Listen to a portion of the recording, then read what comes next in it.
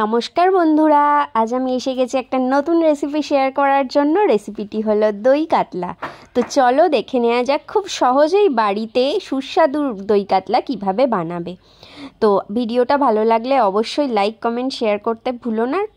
Total ভিডিওটা continue করো। দই কাতলা বানানোর জন্য প্রথমেই আমি নিয়ে নিয়েছি কাতলা মাছ।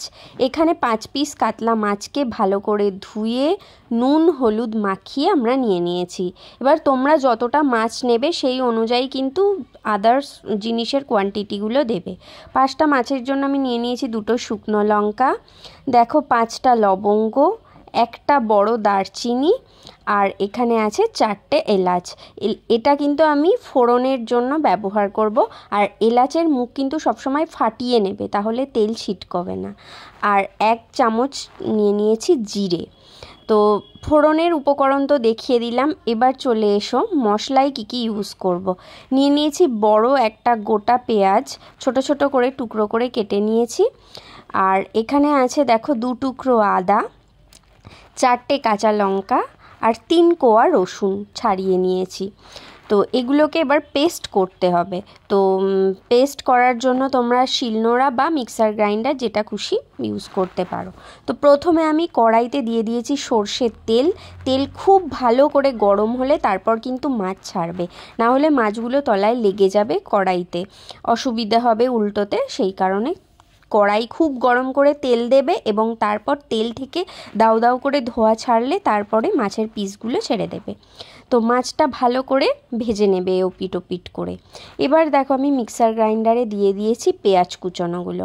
পেঁয়াজ কুচোনোর মধ্যে জল ইউজ করার দরকার নেই, শুধু পেঁয়াজ কুচোনোই মিক্সার গ্রাইন্ডারে ভালো করে পেস্ট করে নেবে, কারণ পেঁয়াজ থেকে এমনি রস বেরোয়, তো সেই কারণে এক্ষেত্রে জল ইউজ করছি না। এবার দেখো মাছগুলো এদিকে কিন্তু আমার ভাজা হয়ে এসেছে। আমি একদিকে মাছ ভাজতে দিয়েছি আর অন্যদিকে কিন্তু পেঁয়াজ পেস্ট বানাচ্ছি। তো মাছ ভালো করে ভাজা হয়ে গেলে আমরা একটা পাত্রের মধ্যে প্রত্যেকটা মাছ আলাদা আলাদা করে তুলে রেখে দেবো। তো আমি একটা থালায় রেখেছি, কারণ বাটিতে হলে মাছ ভেঙে যেতে পারে, সেই কারণে থালায় ছড়ানো পাত্রে তোমরা রাখবে। এবার এখানে আর একটা কিন্তু আমি মিক্সার বানিয়েছি। এটা হলো ওই 3টে কাঁচা লঙ্কা, 3 কোয়া রসুন আর 2 টুকরো আদা দিয়ে পেস্ট বানিয়ে নিয়েছি। ওটাও মিক্সার গ্রাইন্ডারেই করেছি। এবার কড়াইতে সর্ষের তেল দিয়ে 2টো শুকনো লঙ্কা দিয়ে দিয়েছি। এবার দিয়ে দিলাম 1 চা চামচ জিরে, যেটা তোমাদের অলরেডি আগে দেখিয়ে দিয়েছি, এবং বাকি সমস্ত উপকরণগুলো একে একে দিয়ে দেবো। এই শুকনো লঙ্কা জিরেটা ফার্স্টে একটু নেড়ে নেব। নেড়ে নেওয়ার পর একে একে ওই ফাটানো 3টে এলাচ, 5টা লবঙ্গ এবং একটা বড় টুকরো দারচিনি দিয়ে দিলাম। দিয়ে বেশ কিছুক্ষণ নাড়ব।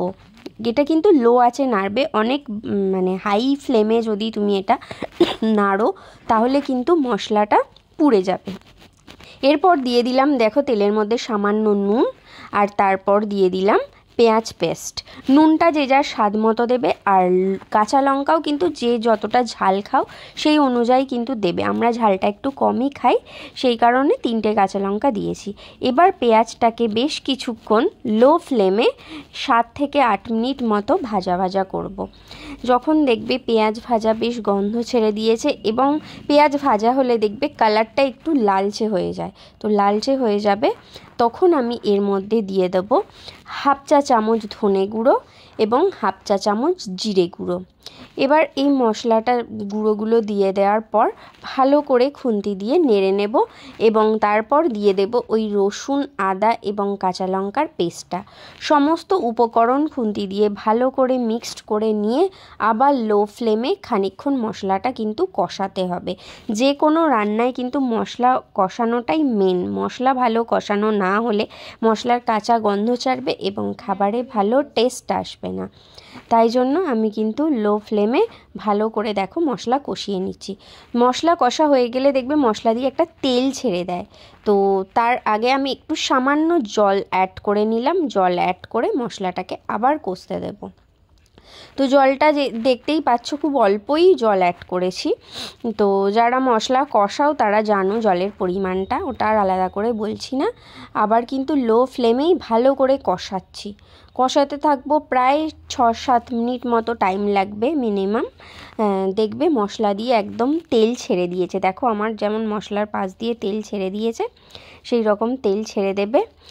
এরপর আমি এর মধ্যে দেব কাজু পেস্ট। তো 6-7টা কাজু আর 6-7টা আমন্ডকে পেস্ট করে নিয়েছি। আমন্ডগুলো অবশ্যই ভিজিয়ে খোসা ছাড়িয়ে তারপর কিন্তু পেস্ট করবে। এবার দেখো মশলায় যেহেতু ভালো করে তেল ছেড়ে দিয়েছে, এবার এই কাজু আর আমন্ডের পেস্টটা মধ্যে একটু জল অ্যাড করে একদম পাতলা করে দেবে। মানে ঘন মিশ্রণটা দিলে না কড়াইতে দিলে একটু পুড়ে উঠতে পারে মশলাটা, সেই কারণে একদম পাতলা করে দিয়ে মশলার ভেতর ঢেলে দিলাম। দিয়ে এবার দিয়ে দেবো ছোট্ট 1 বাটি জল। তোমরা 1 বাটি না হলেও বাটিটা ভালো করে ধুয়ে তারপর দিয়ে দিতে পারো। মিশ্রণ যদি ঘন হয় তাহলে তুমি 1 বাটি জল দেবে, ছোট 1 বাটি, আর আদারওয়াইজ বাটিটা ভালো করে ধুয়ে অল্প একটু জল দিয়ে দেবে। দিয়ে এটাকে কিন্তু আবার আমরা কষতে থাকবো।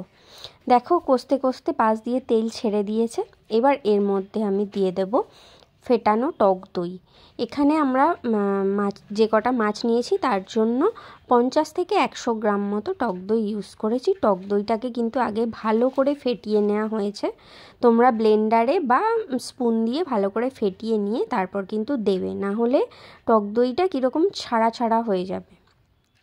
তো দিয়ে এবার দেখো এই মিশ্রণটাও ভালো করে অবশ্যই লো ফ্লেমে কিন্তু আবার কষতে থাকতে হবে।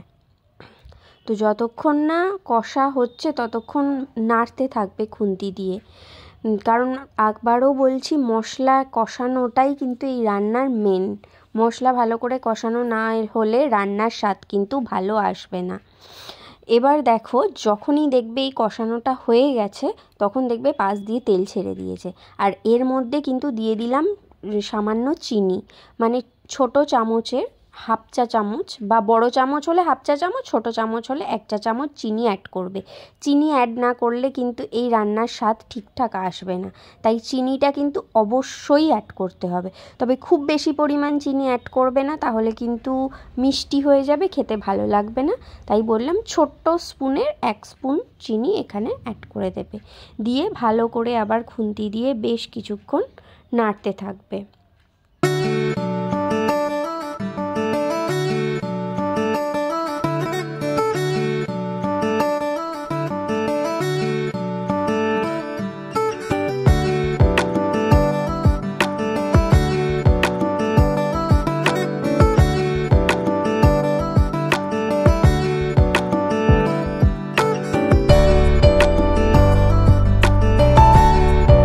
এবার দেখো মশলাটা কষানোর জন্য আমি খানিকক্ষণ একটা ঢাকনা দিয়ে চাপা দিয়ে রাখলাম। একদম লো ফ্লেমে প্রায় 8 থেকে 9 মিনিট এরকম চাপা দিয়ে রাখবে। তারপর চাপা খুলে খুন্তি দিয়ে বেশ কিছুক্ষণ নাড়াবে। নাড়ালে দেখো তেল ছেড়ে দিয়েছে, মানেই আমার মশলাটা একদম রেডি। তো এবার আমি অ্যাড করব জল। তো জলটা মোটামুটি যে যার পরিমাণ মতো অ্যাড করবে। আমি এখানে ছোট 1 বাটি জল অ্যাড করলাম। তোমরা চাইলে যদি বেশি গ্রেভি রাখতে চাও বা গ্রেভিটা একটু পাতলা করতে চাও তাহলে বড় 1 বাটি জল অ্যাড করে দেবে। আমি ছোট 1.5 বাটি ইউজ করেছি, মনে হচ্ছিল যে আর একটু কম হচ্ছে তাই আরও একটুখানি অ্যাড করে দিলাম। দিয়ে এটা মানে নিজেরা বুঝে আন্দাজ মতো জলটা অ্যাড করবে। জলটা অ্যাড করে একটুখানি গ্যাসের ফ্লেমটা হাই করে দেবে। হাই করলে যেই দেখবে মানে ঝোলটা ফুটে উঠেছে তখন কিন্তু এর মধ্যে এক এক করে মাছগুলো ছেড়ে দেবে। মাছগুলো ছেড়ে দেওয়ার পর আমি কিন্তু আবার ঢাকনা দিয়ে বেশ কিছুক্ষণ জন্য চাপা দিয়ে রেখে দেব। তাহলেই আমার রান্নাটা প্রায় রেডি হয়ে যাবে। আর এই রেসিপিটা গরম গরম ভাতের সাথে তো খুবই ভালো লাগে। তো অবশ্যই প্রত্যেকে ট্রাই করো বাড়িতে। আর ভালো লাগলে আমাকে কিন্তু লাইক করে এবং কমেন্টের মাধ্যমে জানিও যে রেসিপিটা কীরকম লাগলো। আর বেশি বেশি করে শেয়ার করো। আর যারা আমার চ্যানেলে নতুন সদস্য তারা অবশ্যই কিন্তু চ্যানেলটাকে সাবস্ক্রাইব করে দিও। দেখো আমি চাপা দিয়ে দিলাম। এরপর চাপা দিয়ে একদম লো ফ্লেমে কিছুক্ষণ রেখে দেবে।